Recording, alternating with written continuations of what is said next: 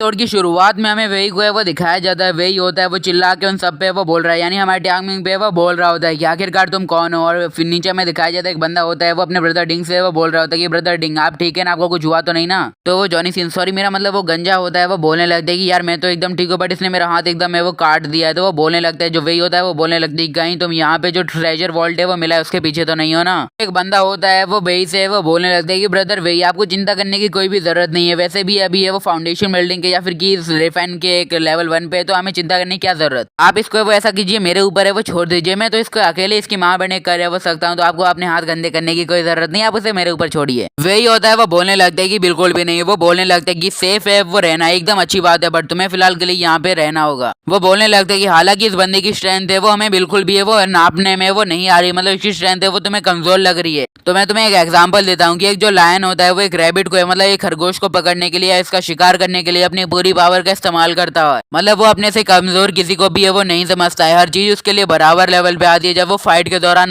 मौजूद होता है। यही होता है वो अपने साथियों से वो बोल देता है कि जल्दी से उन सभी लोगों को एक साथ करके वो घेर लो और हम उन पे वो एक साथ मिलके वो अटैक है वो करने वाले हैं। चारों तरफ से एक ही बार में अटैक करके उसकी माँ बहने करनी है। और वो टियांग मिंग होता है वो बोलने लगता है कि अच्छा तो तुम एक टेक्निक बना रहे हो, मतलब मुझे घेर के तुम मेरे ऊपर अटैक करना चाहते हो। चलो सच में बोलूं मैं तुमसे फाइट बिल्कुल भी नहीं करूंगा अब, मतलब यार तुमसे लड़ना है तो मैं अपने हाथ गंदे क्यों करूं, मैं अपने नहीं करूंगा तो किसी और के तो करवा ही दूंगा। सामने मतलब जो वही होता है वो सामने देखता है और काफी ज्यादा डर चुका होता है। जब हमें अगले सामने का सीन भी है वो दिखाया जाता है, वहाँ पे वो मतलब जो सीक्रेट एलम के 3rd लेवल से जो सारे डीमन होते हैं वो बाहर आ रहे होते हैं। सिंपली एक ऑप्शन है, बता देता हूँ कि मैं पहले ही बता चुका हूँ काफी, और फिर से बता देता हूँ कि अब जो ये स्कल मॉन्स्टर है वो हमारे टाइमिंग की बात है वो मानते हैं, जो स्केलेटन अब उनके गुलाम है। ये होता है वो काफी ज्यादा डर जाता है जब उसके सामने कुछ है वो लिटिल मॉन्स्टर होते हैं और कुछ है वो काफी ज्यादा बड़े मॉन्स्टर होते हैं। वो डर के मारे बोलने लगते हैं कि what the kind of this monster. वो काफी ज्यादा ये वो डर चुका होता है, वो कुछ भी बोलने लायक नहीं बचा होता है। तो टाइमिंग होता है वो काफी ज्यादा ये वो गुस्से में वो आ चुका होता है। वो बोलने लगता है कि मैं तुमसे वो बार बार कुछ भी है वो नहीं पूछने वाला हूँ, वन एंड फाइनल बार है मैं तुमसे वो पूछ रहा हूँ आखिरकार किंग सेक्ट को है वो क्या हुआ, और अगर तुमने मुझे इसका कोई भी गलत जवाब या फिर घुमा फिरा के बात की तो मैं तुम्हारी डेथ है वो यहीं पे कर दूंगा। तो बोलने लगता है कि तुम्हारा एक गलत जवाब तुम्हारे लिए इतनी ज्यादा दर्दनाक मौत है वो दे सकता है जो तुम्हें सच में वो नहीं लगी होगी कभी।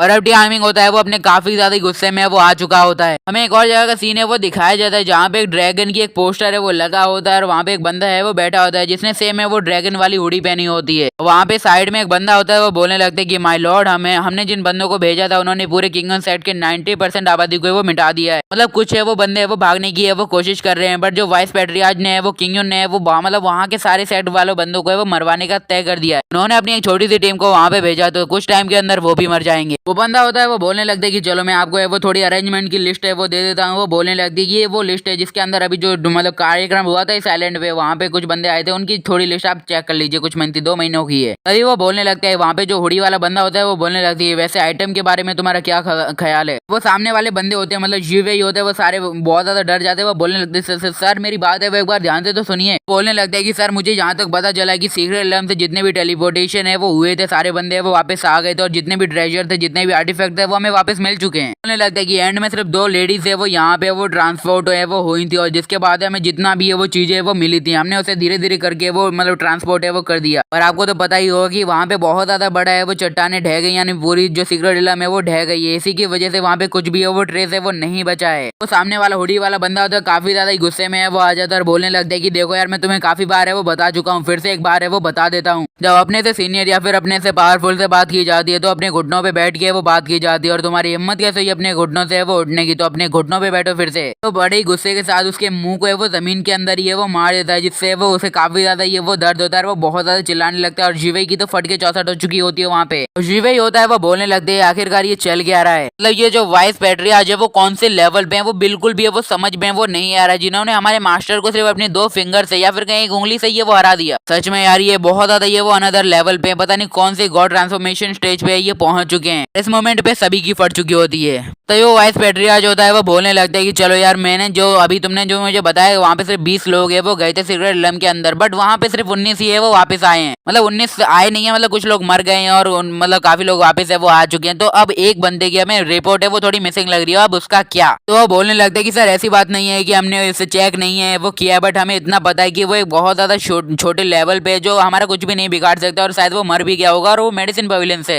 तो बोलने लगते हैं कि वैसे भी वो पूरी कॉलेज में वो खुद भी है वो मर गया होगा, वैसे भी उसके जिंदा बनने का कोई भी है वो चांस है वो बचता नहीं है। अगर वो फिर भी है वो जिंदा बचता है, वो आखिरकार हमारा क्या उखाड़ सकता है? एक छोटे लेवल का बंदा हमारा क्या ही कर लेगा, तो आपको चिंता करने की कोई जरूरत नहीं है। वो लिस्ट को है वो चेक करने लगते हैं वाइस पैट्रियार्च और बोलने लगते हैं कि चलो ये सब बात है वो ठीक है, चलो इस मैटर को हम थोड़ा साइड में रखते हैं और अब बात करते हैं कि जो एक सेरेमनी है वो होने वाली है, मतलब डबल कल्टीवेशन सेरेमनी, और जो होने वाली है हुहैन सेक्ट में। फिर वो बोलने लगते हैं कि जो हमें ड्रैगन के जो आर्टिफैक्ट है वो मिले हैं उसके हिसाब से हमें एक बात तो है वो पता चली है, कहीं ना कहीं ये सारी चीजें वो एक ही चीज में जाके वो रिलेट है वो करती हैं। वाइस पैट्रियार्च होते हैं वो उन दोनों को एक लास्ट चांस है वो देते हैं और बोलने लगते हैं कि चलो फाइनली आज मैं तुम्हें वो लास्ट चांस है वो दे रहा हूँ। और लास्ट चांस का मतलब होता है हमेशा के लिए लास्ट। अगर तुम इस चांस में भी एक गलती है वो कर देते हो तो इसका कोई भी मतलब है वो नहीं बनेगा, तुम्हें डेफिनेटली सजाए मौत दी जाएगी। और हाँ, तुम्हारे लिए यही अच्छा होगा कि तुम मुझे डिसअपॉइंट है वो ना करो, वरना तुम्हारे लिए एक सेंटेंस बोलने तक की वो जगह नहीं रहेगी। तो एक सेंटेंस की बात सुन के तो भैया उसकी फट के पता नहीं कितनी ही हो जाती है, वो एकदम बावरा हो जाता है, मतलब कुछ भी बोलने की हालत में नहीं रहता। वो इतना ज्यादा डर जाता है कि वो बोलने लगते हैं कि वाइस पैट्रियार्च मेरी बात है वो एकदम ध्यान से सुनिए, आप जो मेरे से एक्सपेक्टेशन लगा के बैठे हैं मैं उसके ऊपर एकदम खरा उतरूंगा, आपने जो बोला है वो एकदम कड़े ढंग से वो करके लाऊंगा। सर आप बस चिंता मत कीजिए, आप सब काम है वो मेरे ऊपर है वो छोड़ सकते हैं, अपना बेटा मतलब भाई समझिए मुझे। वाइस प्रेसिडेंट मतलब जो वाइस पैट्रियार्च होते हैं वो धीरे धीरे करके सारी लिस्ट है वो देख रहे होते हैं वो बंदों की,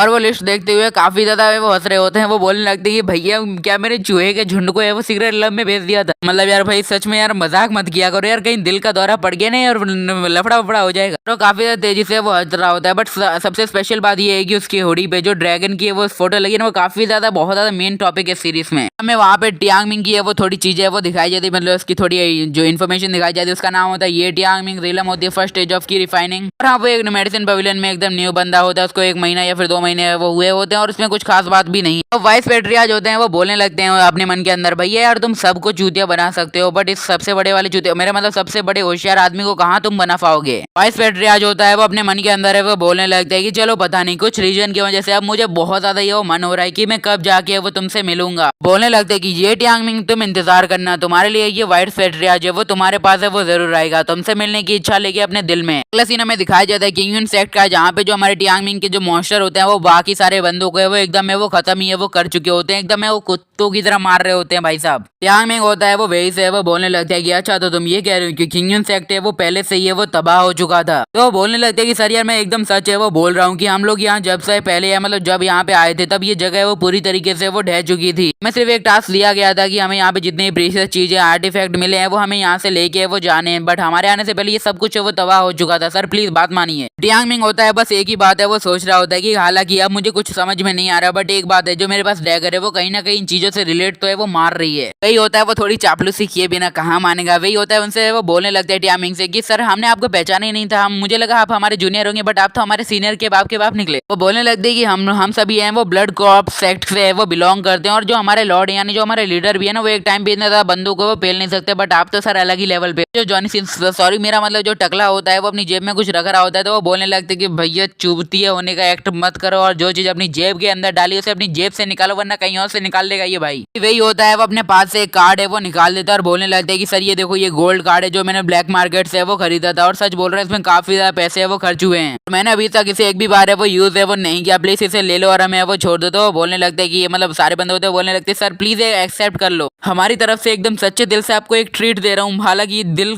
खंजर घोपने के लायक बन चुका है। टियांग मिंग को होता है ऐसा लग रहा होता है कि लगता है कुछ है वो अजीब हो रहा है, मतलब बहुत ज्यादा अजीब सा लिंकेड हो रहा होता है इसके साथ। हमारा सिस्टम होता है बताता है कि उसकी सोल लिंक है वो कनेक्शन है वो बन चुका होता है। अभी टियांग मिंग को आइडिया लग चुका होता है कि उसकी मोहतरमा है यानी उसके प्यार है वो अभी तक है वो जिंदा, उन्हें कुछ भी है वो नहीं हुआ, जिससे मतलब सोच के ही टियांग मिंग के वो होश उड़ गए होते हैं। वो बोलने लगते हैं कि मेरी मोहतरमा जिंदा है यार, मजा आ जाएगा फिर तो डुअल कल्टीवेशन करने का, मेरा मतलब यार मजे करने का। हाँ इसी के साथ ये एपिसोड भी यहीं पे समाप्त है वो होता है, बट एक पॉइंट और सुन लो कि मैं बकचोदी कर रहा हूँ 30 सेकंड तक, उनके ही चले जाओ यार क्या दिक्कत है। चलो यार खैर छोड़ो, मैं ये एपिसोड यहीं पे खत्म करता हूँ, तो सायोनारा।